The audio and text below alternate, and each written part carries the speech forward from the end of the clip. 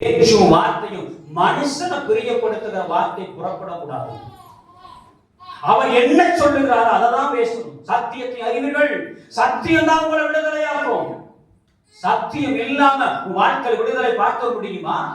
கருமையான ஒரு தம்பி வந்தாரு, பிரகாஷ் அவருக்கு சத்தியத்தை சொன்னதுனால தானே வந்தாங்க, இல்ல ஏதோ பட காட்சிகளை போட்டு காத்து வந்தாங்களா? சத்தியம்.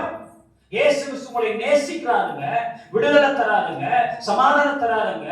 38 வருஷமா வியாதியில கிடந்த மனுஷனுக்கு சுகத்தை கொடுத்தாருங்க. ஏங்க மறைச்சு போய் நாற்றம் எடுத்த அந்த லாசருவையே இயேசு உயிரோடு எழுப்பிட்டாருங்க. உங்க வாழ்க்கை மாற்ற மாட்டாரா அப்படின்னு சொன்ன சத்தியம் தான் இன்னைக்கு விடுதலையா மாறினது. சத்தியத்துக்கு இன்னைக்கு விலகி ஓடுறோமே. பிரசங்கமா 1/2 மணி நேரம் போதும்பா, 1 மணி நேரம் பேசணும்னா அவன் பின்னாடி இருந்து கல்லு வரும் அப்படிங்கிற கூட்டணிக்கு நிறைய திருச்சபையில எழுப்பிட்டாங்க. அவங்க எல்லாம் ஆண்டவர் எங்க கொண்டு போய் வைப்பாருன்னு தெரியல. இல்லையே சொல்லுங்க.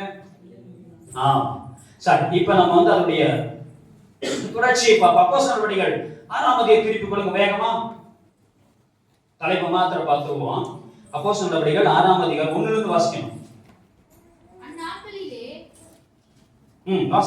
அந்நாட்களிலே சீசர்கள் பெருகின போது கிரேக்கரானவர்கள் தங்கள் விதவைகள் அன்றாட விசாரணையில்